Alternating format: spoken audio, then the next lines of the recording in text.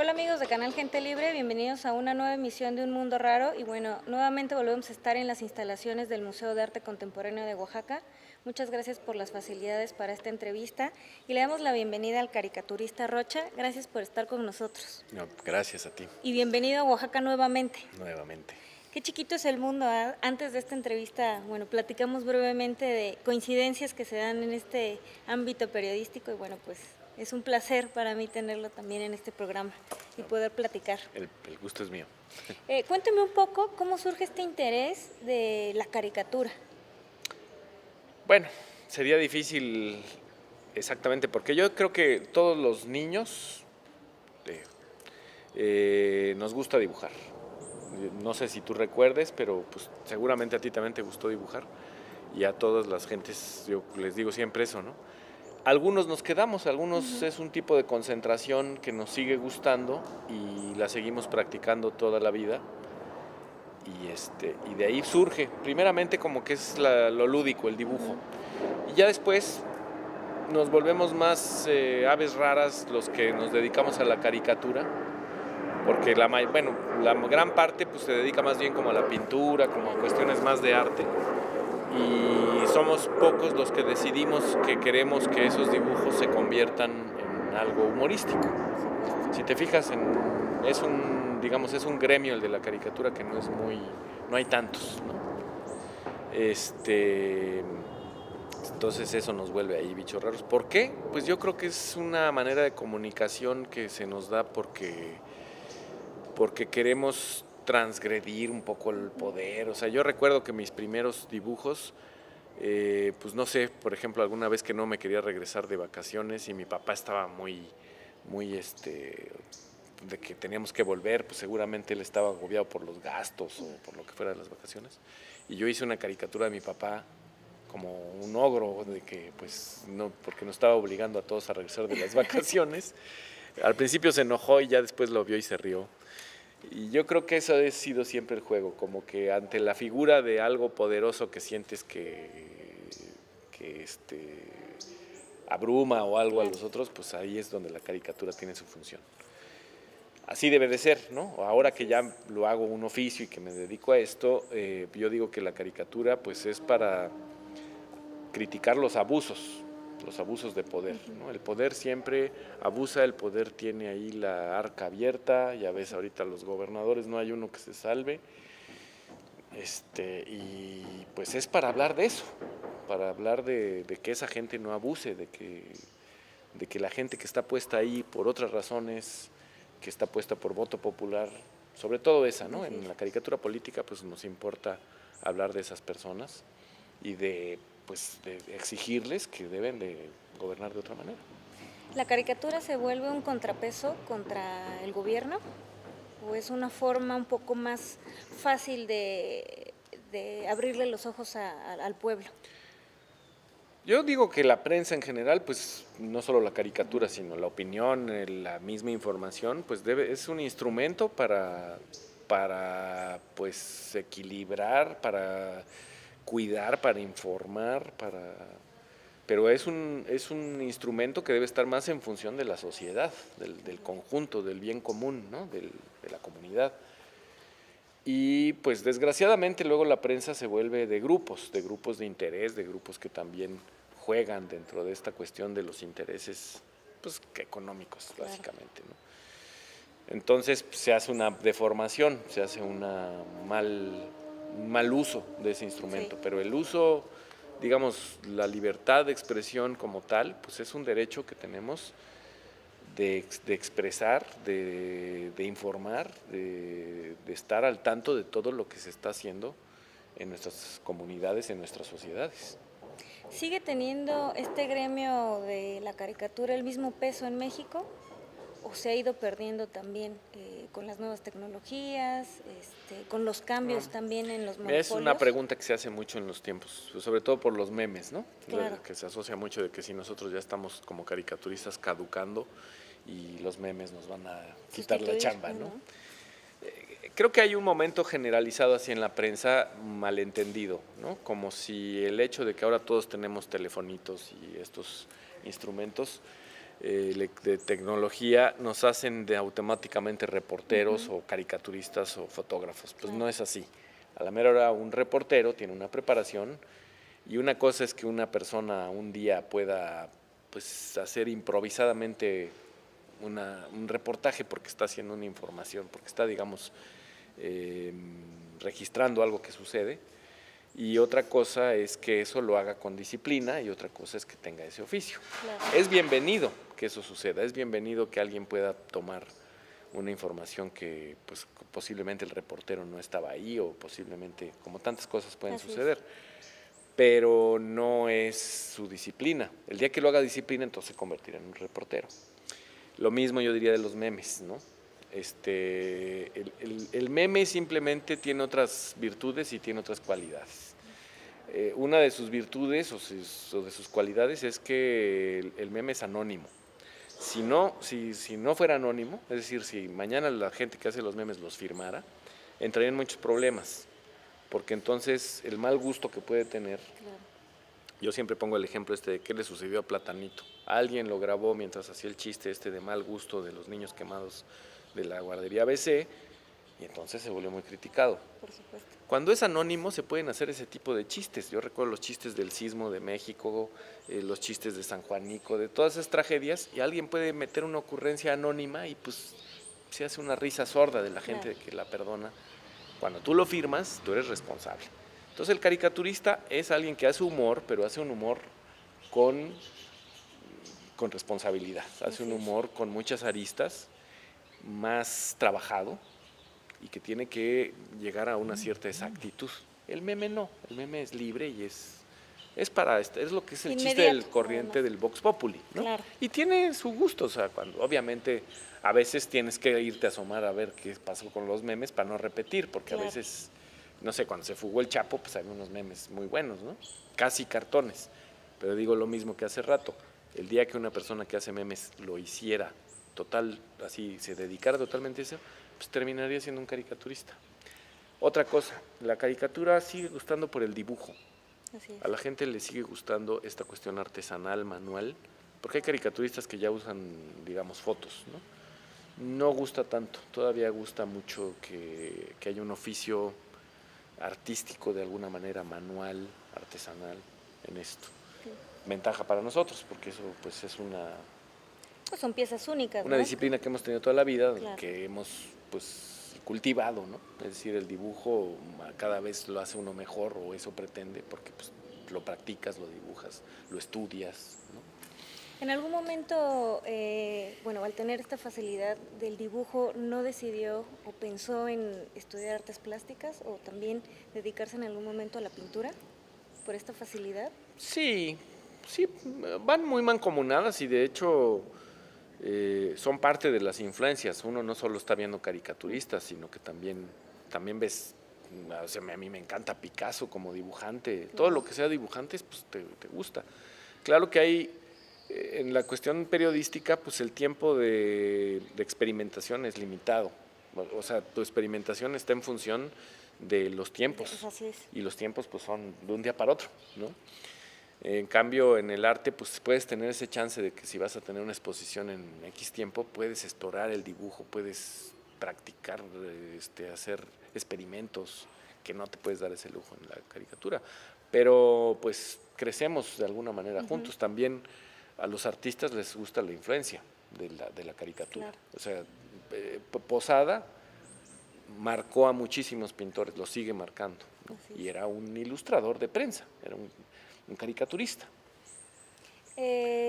¿Solamente se dedica a la caricatura política o también dentro de ese ámbito, pues bueno, ha experimentado otros tipos de caricaturas? Bueno, el libro que vamos a presentar hoy en el MACO justamente es eso y me gusta plantearlo de esta manera. México es un país con muchas carencias en cuanto al reparto de la riqueza. Es un país rico en recursos, rico en cultura, rico en agricultura, rico en esas culturas ancestrales, ¿no? Y sin embargo es un país pues muy clasista, muy inequitativo. Entonces hay muchas cuestiones políticas no resueltas. No podemos tener una elección porque siempre hay fraudes, porque siempre hay compra de votos, porque hay cosas. No es el único país, ¿no? O sea, acabamos de ver una elección en el país que se supone potencia del mundo, Claro. y también se ve que suceden fenómenos de esa índole, pero no tan grandes como en México, no tan marcadamente. Entonces aquí, a pesar de que ya hay un instituto electoral ciudadano, etcétera, sigue habiendo duda en los procesos electorales. Se compra demasiado voto, ¿no? Como para minimizar eso no es posible. Se hace fraude descarado, se controla el voto todavía. Entonces, bueno, tenemos que discutir de eso. Tenemos que discutir de por qué México tiene el hombre más rico del planeta y tiene 40 millones de gente en la miseria, con hambre, con cosas tan. Es decir, qué clase de desequilibrio. Es una vergüenza que tengamos al hombre más rico cuando no tenemos resuelto que la mayoría de la sociedad esté bien, con mínimas condiciones. Educativo, igual. Entonces, si te fijas, todo el tiempo terminamos en lo político porque está ahí mucha discusión de lo que no está resuelto. Las escuelas, en la cuestión educativa. Entonces, cuando se tiene que discutir sobre ecología, se termina discutiendo de política. Claro.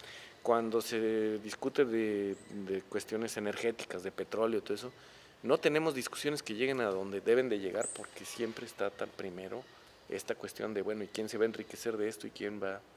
Tenemos que seguir discutiendo eso. Entonces, como caricaturistas que estamos en la prensa, pues casi siempre tenemos que hablar de política.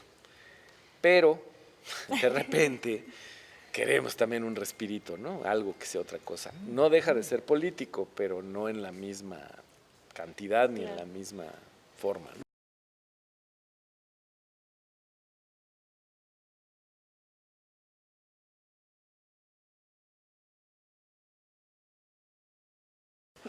Entonces, el libro que presentamos hoy es justamente de cine. Fue un proyecto que se originó hace 20 años, es decir, hace 20 años hicimos una serie de suplementos que hablaron sobre los 100 años del cine en México. No quise dejar la oportunidad, ahora que se cumplen 120 años, de hacer otra cosa con eso, ¿no? Por supuesto no lo podíamos hacer igual. En aquel entonces hicimos un suplemento que hablaba desde que le llevan el cine a Don Porfirio hasta los tiempos, hasta las ficheras, otro tipo de cine. Aquí lo enmarcamos nada más en la época de oro y lo completamos y lo renovamos a los tiempos de hoy. Teníamos, digamos, un esqueleto de lo que teníamos y pues la cosa era más actualizarlo, completarlo, hacer otras cosas innovadoras y un libro, ¿no? Entonces, por ejemplo, Juan Manuel Aurrecochea es un amigo que escribió el contexto de este libro, de las películas de la época de oro del cine mexicano. Y fue un respiro que nos pudimos dar así, ¿no? Es decir, queremos hablar también de Pedro Infante, de Jorge Negrete, de esa maravillosa época, de las rumberas, de otras cosas que también se vale que uno como caricaturista pues haga cosas, ¿no? No nos metimos precisamente a lo político, aunque hay sus cosas, ¿no? Por ejemplo, uno de los ejemplos que viene allí como anécdota en el libro es que Jorge Negrete fue líder de la ANDA y fue un muy buen líder sindical. Me refiero a muy buen líder sindical en el sentido de que abogó por los derechos de sus actores, de los trabajadores del cine. Y chocó con Fidel Velázquez, que era en aquel entonces el controlador. Y curiosamente el término del sindicato doblegado, etcétera, es charro. Entonces esa es como una paradoja, que el charro cantor, el charro de las películas, no era charro como líder, ¿no? Y topaba y se peleaba con el charro sindical, que era Fidel Velázquez, ¿no? Entonces, cosas sí, obviamente sí hay puntos políticos en lo que hacemos como chistes. Claro, se nos tiene que salir, pero no, en otro sentido es lúdico, es hacer chistes de las películas en sí, de la manera de dramatización de aquellos años, porque pues eso nos sucede cuando vemos una película de esa época. Quizá en aquel entonces fue muy dramática para la gente y hoy vemos ese tipo de drama y nos parece hasta cierto punto chistoso. Claro. Y a la vez revalorar, ¿no? Revalorar que antes había esta manera muy sencilla de hacer humor y que fue la que realmente alimentó la industria del cine, en cierto modo de la tele, que eran las carpas, ¿no? Carperos como Tintán, como Cantinflas, pues eran excelentes y se hacían en la calle, en el teatro muy popular de la carpa, ¿no? Entonces, bueno, revalorar todo eso, jugar con todos estos que son íconos, ¿no? O sea, estos actores y estos, la doña, estos actores y personajes que crearon, pues, se volvieron icónicos. Ya los mexicanos, digamos que los traemos en el alma y en la mente, ¿no? Claro. ¿De dónde proviene el nombre? ¿Qué es un cácaro o quién es un cácaro? Bueno, el cácaro originalmente viene ahí la anécdota también descrita, obviamente, pues el libro se titula así, y pues para todo lo que hicimos tuvimos que investigar cosas, ¿no?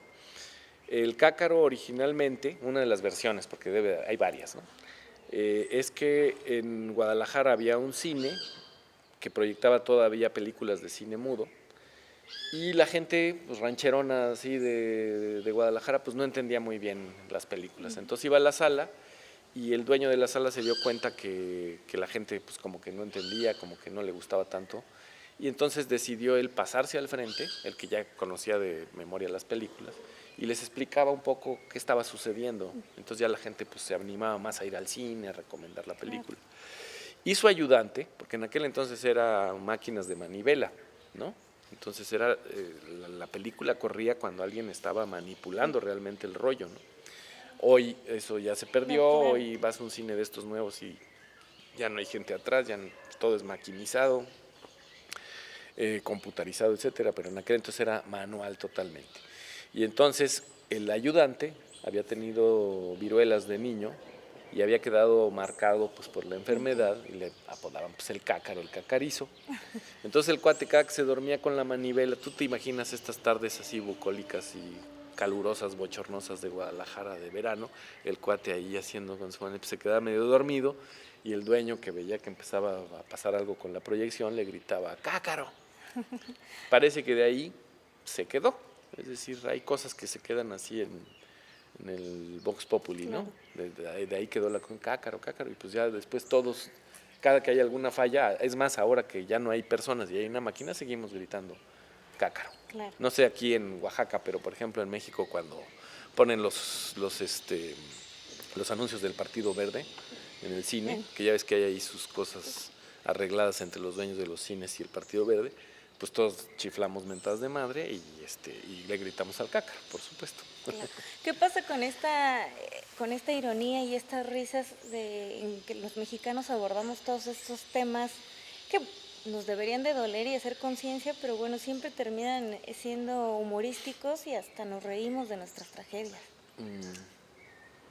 O sea, creo Hay que no una pasamos frase esta que parte. hace poco la vi en un programa, un investigador de estos connotados de la Universidad de México, de la UNAM, y dijo una frase que me gustó muchísimo. La cultura de México, que se basa en esta agricultura mesoamericana, o sea, es tan ancestral. El hecho de ser una cultura que creó el maíz, que creó realmente, de ahí viene la cultura, ¿no? O sea, todas estas cuestiones que se desarrollaron tan bien en un momento dado con lo ecológico, con los entornos, y que crearon esta agricultura, pues poco a poco se va volviendo rituales, se va volviendo fiesta. O sea, ni qué decir en Oaxaca cuántas fiestas, las velas, juchitecas, todo eso tiene una raigambre, agricultura, de supervivencia, de sobrevivencia, de sembrar, de cosechar, de todas estas cuestiones. Es tan rica, tan ancestral, que nos hace muy vivos. Este investigador argentino decía una frase muy bonita, dice: pareciera que en México no nos morimos del todo. Entonces, por eso es la muerte tan viva, por ejemplo. Por eso la Catrina se está riendo enfrente de nosotros y no podemos pensar que es una calavera muerta, ¿no? Hay otros lugares más fríos, hay otros lugares, aquí siempre es esta cosa muy viva. Así es. Yo no sé si cuando nos muramos a lo mejor vamos a seguir bailando o si nos vamos a morir, y esto solo es una frase bonita, pero me gustó mucho. Y es eso, yo creo que a partir de eso tenemos esa posibilidad. Hay muchos otros elementos, ¿no? Por ejemplo, la sobrevivencia de cuántos años de colonia, la cohabitación en una sociedad de tantas estratos sociales, ¿no? Entonces, pues cómo se dirige el indígena colonizado al patrón blanco prepotente, ¿no? Claro. Hay toda una sobrevivencia y toda una manera de desarrollar estrategias de cómo me río de la otra persona, cómo gano, cómo hago revancha, Claro. Entonces, todo eso nos hace una cultura muy sofisticada, realmente. Haber logrado este libro con además grandes amigos suyos y que también pertenecen a este gremio de la caricatura y del cartón mexicano, ¿qué significa para usted? Bueno, como te decía hace rato, no quería dejar la oportunidad de hacer este libro, entonces me aboqué a la manera de coordinar, porque dije, pues si alguien no lo hace, Claro. pues nadie lo va a hacer, ¿no? Y ahí me tienes el año, o sea, con los cálculos de esto tiene que salir para el año que entra, porque es el año que entra, el año de los festejos. Yo pensé que habría más festejos a la vez, ahora no hubo tanto. Pero bueno, ya se hizo el producto. En realidad ya después me di cuenta que hablar del cine de la época de oro, pues lo puedes hacer siempre, ¿no?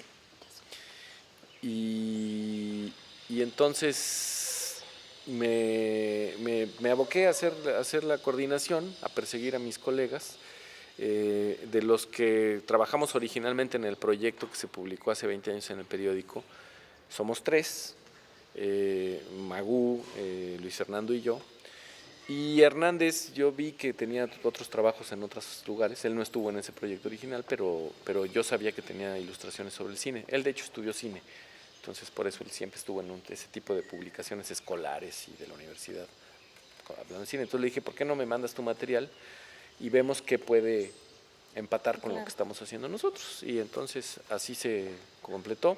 Como te decía, también le pedí a Juan Manuel Aurrecochea que escribiera textos. No queríamos hacer un producto que nada más fuera caricatura, sino que tuviera como toda esta riqueza, porque pues es un momento muy rico. El cine, la época de oro del cine mexicano tiene son 20 años de producciones cinematográficas, 20 años en que crece la industria del cine enormemente. Entonces no es como para que lo toques así nada más y se te vaya muy rápido. De hecho, si has hojeado el libro, yo me siento, digamos, contento de que fue al final un producto que no lo terminas tan rápido. Claro. Es decir, te da para sentarte varias veces. Hay libros que a veces está muy bonita la portada y todo, lo abres y se te va muy rápido, claro, o no resultó tan atractivo. Y sin estar saturado, porque también hay que darle espacio pues a las ilustraciones, a que luzcan los dibujos, está atractivo y está con información y está con chistes, con ilustraciones, con historieta, en fin, con muchos lenguajes. ¿Tiene usted un personaje favorito de la época del cine de oro? ¿O es difícil elegir a uno?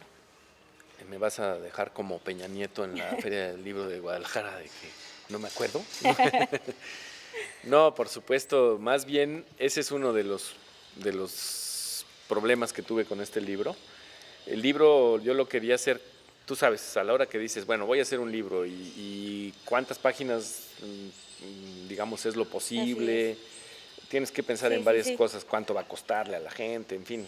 Porque pues nosotros somos felices de hacer directorios de teléfonos así de anchos, claro, pues no queremos descartar nada, de nuestros dibujos todos nos gustan a veces, ¿no? No, tienes que ser sensato y decir, no, pues el libro tiene que medir tanto y ser de tanto. Bueno, entonces originalmente habíamos pensado en 15 películas, escoger 15 películas que concentraran lo más importante. No pudimos dejarlo en 15, a la mera hora pusimos pilones, pusimos 17 películas y hasta hay su juego en algunos casos de algunos directores en donde pusimos pedacitos de otras, así a manera de permanencia voluntaria. Tú eres muy joven y no te tocaron los cines de permanencia voluntaria, pero habrás escuchado que existía eso de que antes nos metíamos al cine y con un solo boleto teníamos chance de ver 3 películas, ¿no? Entonces lo practicamos un poco en el libro también. Entonces, pues regresando a tu pregunta, pues sería, por supuesto, Cantinflas en la cuestión humorística, Tintán y Pardavé, son los que no podían faltar. Quedé en una deuda que me apena mucho, que no puse, por ejemplo, a Resortes, ¿no? Sí. Pero, pues, en ese lapso de tiempo sí hubiera cabido él, ¿no? Claro. Pero, híjole, pues ni modo, ya era complicado. En realidad creo que es la única falta, porque en el otro contexto, digamos, los directores están los más importantes. Ismael Rodríguez, que es el que, digamos, forjó la trayectoria de Pedro Infante, que era un cine muy dúctil, muy popular. Claro. Yo creo que es el cine más recordado como popular, ¿no? Pues es Pedro Infante, para no decir más, pues es el que hizo ese mito, ¿no? Está Buñuel, una figura que viene del extranjero, muy reconocido en otros ámbitos, pero que también hizo mucho cine de comedia en México, cine también sencillo, vamos, él tenía el oficio de hacer cine, hizo películas. Hay quienes dicen que siempre dejó huellas de algo surrealista en cualquier película que hiciera, pero tú puedes ver una película como El Gran Calavera, que es la que ahora rehicieron en esa de Nosotros los Nobles. O sea, esa fórmula volvió a funcionar tanto que se volvió otra vez la más taquillera. Y no, tú ves que es una película, es una comedia bien filmada y bien hecha y con la muy buena actuación de Soler, de Fernando Soler, el abuelito del cine mexicano, etcétera. Entonces, bueno, era meter a Buñuel, su experiencia en el cine mexicano, hasta Los Olvidados, la película que escogimos de Los Olvidados, que es la película más polémica, ¿no? Es esta que le premian en Cannes, pero en México lo quieren correr del país porque cómo se osa hablar de la pobreza de esa manera, ¿no? Eso luego sigue sucediendo, es bien curioso porque cuando Iñárritu, por ejemplo, destapó esto con lo de Amores Perros, yo recuerdo que hubo malos comentarios porque decían que en México no había peleas de perros, ¿no? Y bueno, yo nunca he estado en una pelea de perros, pero posiblemente. Pero no gusta luego que se hable de manera descarnada del país, a pesar de que Iñárritu pues sí es mexicano, ¿no? Lo mismo, lo premiaban en Cannes, lo premiaban afuera y aquí decían, pero esas películas nos está poniendo como muy, muy mal, ¿no? A los mexicanos. Eso le pasó a Buñuel, nada más que ahí sí todavía había menos libertad de expresión que ahora, ¿no? El Indio Fernández, por supuesto, todas estas imágenes patrióticas del cine. ¿Qué más? Las actrices, por supuesto, está Dolores del Río, está María Félix, está en alguna película Silvia Pinal, Las Rumberas, que no pueden fallar. Claro. Esa gran influencia del cine cubano, digamos, de la producción de los bailarines, de los artistas cubanos en México, que enriqueció pues nuestra cultura, ¿no? Aquí eran muy, digamos, fresitas las actrices hasta ese momento, y a partir de que vinieron las cubanas, pues sí tuvieron que bailar mambo y tuvieron que subirse un poco la falda y todo, ¿no? Enseñar pierna y todo. Y nosotros fascinados, ¿no? Por supuesto.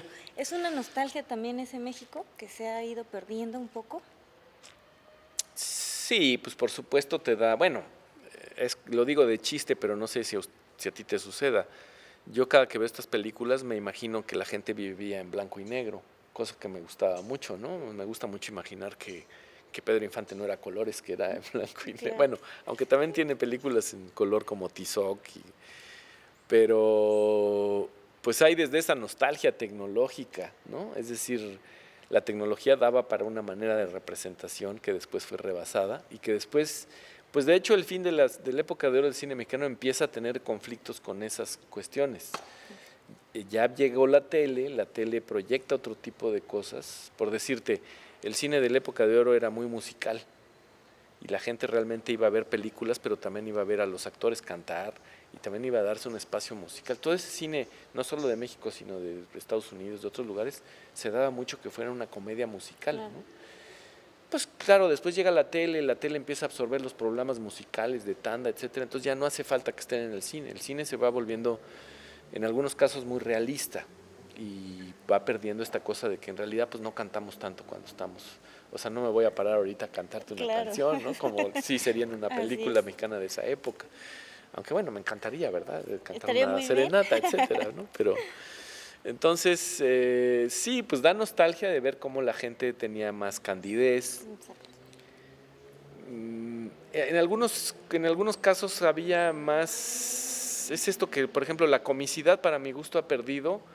Voy a decir una cosa que no me gusta decirla, pero a veces tanta libertad de expresión va en contra, porque si no la sabemos medir, agrede, se vuelve gratuita, Entonces, el hecho de que hoy casi todos los cómicos puedan ser muy groseros, puedan usar palabrotas de manera muy fácil, a veces inadecuadas, no por puritano, no porque quieran decir que deberíamos de volver a otra época censurada, pero sí esa falta de control a veces va en contra.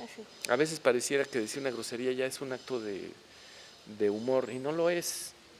Una grosería bien dicha en un momento muy preciso, sí, claro, pero cuando no lo es, pues no. Y en aquel entonces, como estaban más acotados, había mucho más ingenio. O sea, tú, ya no digo en el cine, en la televisión, los polivoces nunca dijeron una mala palabra y eran excelentes. Nunca, no había albures. Y ves un programa y te sigue divirtiendo. O sea, la calidad para hacer personajes, el Agallón Mafafas, digo que era parodia además de Pedro Almendáriz, etcétera. Había mucho más ingenio también, ¿no? Presentar este libro en Oaxaca, ¿qué significa?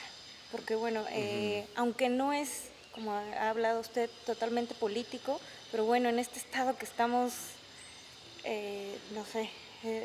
con hervor político así es, siempre. ¿no? Hace una semana, justamente a una cuadra de aquí, sucedieron unos hechos vandálicos que son infames para la historia de Oaxaca. Sí, yo ya estaba temiendo, dije, uy, y está tan cerca de donde voy a presentar el libro, espero que no me conflictúe. Esto pasa en Oaxaca, es un mundo totalmente aparte, ¿no? Pudimos haber ayer sufrido algo y hoy nada pasa. Sí. Bueno, yo tengo muchos años de venir a Oaxaca y es un espacio en el que siempre quiero volver, siempre quiero buscar cualquier pretexto para venir a Oaxaca y este fue uno. El pretexto era que no había venido, entonces en el contexto de la Filo, aunque yo no venía precisamente por la Feria del Libro, pero decir, bueno, pero en ese contexto, pues si se puede presentar en el marco, yo puedo llevar algunos libros, podemos hacer. Y bueno, me gusta mucho el trabajo que se ha hecho en Oaxaca con respecto al cine. De hecho, pues Rigoberto es ya una estrella, digamos, de la producción cinematográfica nacional, ¿no? El cine Oaxaca, esta cuestión de que a veces habilitan el Teatro Alcalá, que es precioso para ver. Aquí me ha tocado estar en muestras de cine, entonces he gozado de la ciudad y de salir de ese teatro a la ciudad después de haber visto una película, es muy bonito, porque ahora ya ves que pues ya los cines se los llevaron a las afueras de las ciudades, en muchos casos, ¿no? Sí. De hecho, en México sucede un poco lo mismo, aunque es una ciudad muy grande, entonces no puedes sacar todo, pero ya los cines están como en los malls, no están en espacios que eran más cine, más públicos. Y aquí igual, pues ya casi todos los cines que había de antaño, pues ya los cerraron, los volvieron estacionamientos y más bien ahora te tienes que ir hasta quién sabe dónde a ver. Pero han hecho esta muy buena labor y pues me gusta, digamos, que estas cosas incentiven lo que sea del cine en Oaxaca. Y bueno, el otro libro de La visión de los vendidos también pues lo quería presentar acá, en ese caso se presentó en el Yago.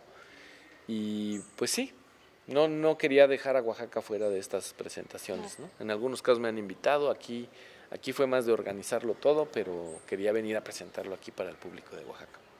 ¿En algún momento es difícil separar estos sentimientos que causan los problemas sociales a la hora de hacer una caricatura de un personaje político? Porque a veces uno está tan enojado, ¿no? O bueno, ¿cómo se puede separar o también a veces va implícito en algún detalle? Te diría lo mismo que decíamos hace rato con respecto a la comicidad del cine y del teatro que pierde cuando se exacerba esa libertad. Bueno, en el caso de la caricatura, somos muy afortunados los caricaturistas porque tenemos un instrumento para criticar, de manera aguda. No tiene muchas medias tintas la caricatura, no puedes minimizar mucho lo que dices, esa es su virtud y su desventaja a veces. A veces quisieras explicar un poco más lo que va a hacer y no, pues es un golpe, por más que no uses muchas palabras. Hay cartunistas que usan más palabras, hay unos que es más imagen, y yo me encuentro entre los segundos, más bien me gusta imaginar y dejarlo todo en imagen, aunque bueno, sí utilizo los globitos, ¿no?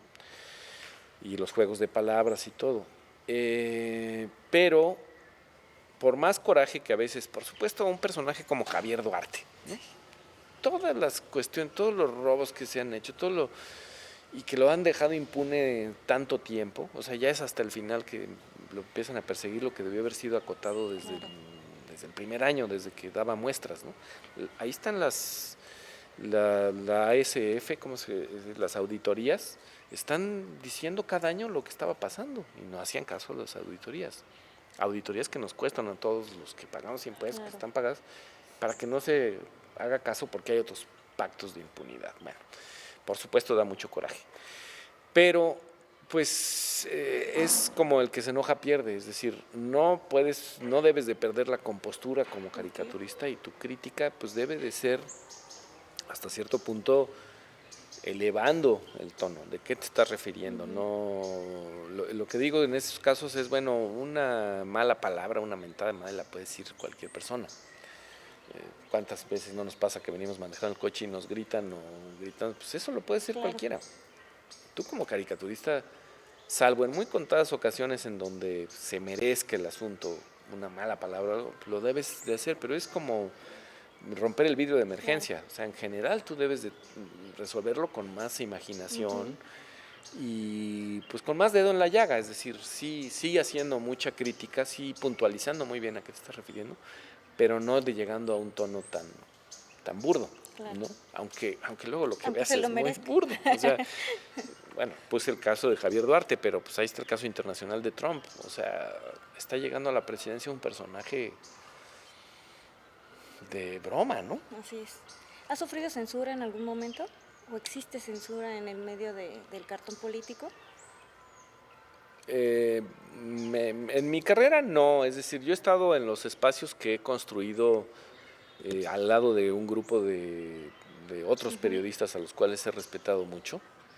En el caso de La Jornada, pues Carlos Payán, la directora Carmen Lira, en el caso de Proceso, pues don Julio Scherer, Rafael Rodríguez Castañeda, es decir, la gente con la que he crecido, con la que me ha acompañado en los proyectos en que he estado, es gente que al igual que yo pues lucha por la libertad de expresión, entonces no hay censura, en realidad yo no he padecido la censura en estos medios, y sí hay mucha censura en muchos otros espacios. Te estoy hablando de que estoy en dos espacios en ese sentido, los más independientes, los de gente que realmente quiere dedicarse al periodismo. Hay otros medios que están, pues que no es tanto el dedicarse al periodismo, sino que son medios hechos como a modo, ¿no? Medios de personajes que están, que tienen otros intereses, son dueños de empresas. Sí.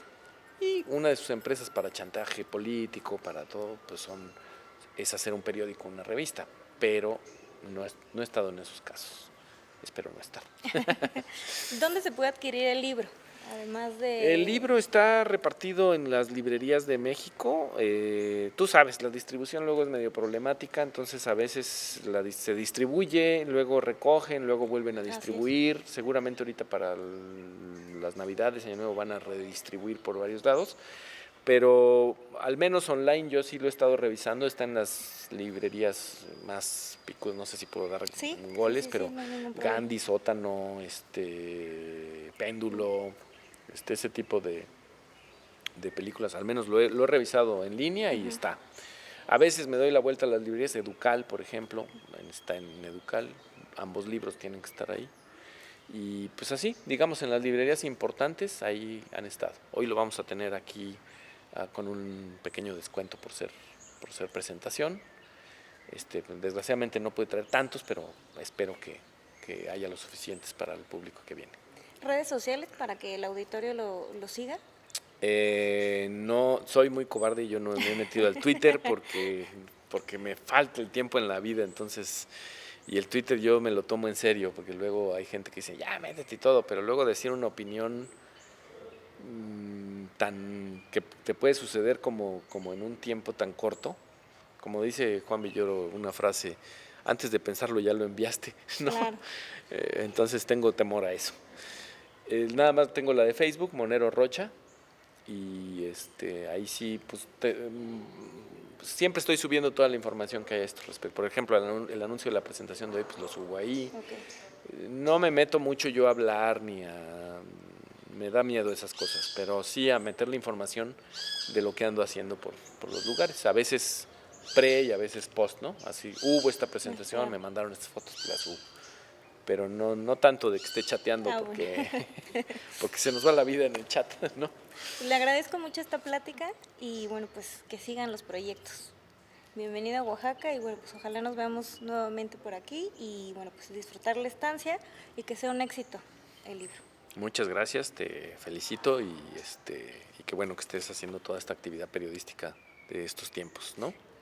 Me encanta. Yo conocí más la cuestión escrita, conozco la revista Mujeres, pero no había conocido esta parte que ya hacen entrevistas enlazadas, ¿no? Así es. Y pues Y bueno, felicidades. muchas gracias. Nos vamos a despedir con un video de una banda también mexicana que siempre está pues ahí en el pie de cañón, ¿no? Y buscando hablar de muchas cosas, pero desde la música. Entonces vamos con un video de Molotov para despedir el programa. Ah, muy bien. Gracias por estar con nosotros. Nos vemos en una nueva emisión de Un Mundo Raro.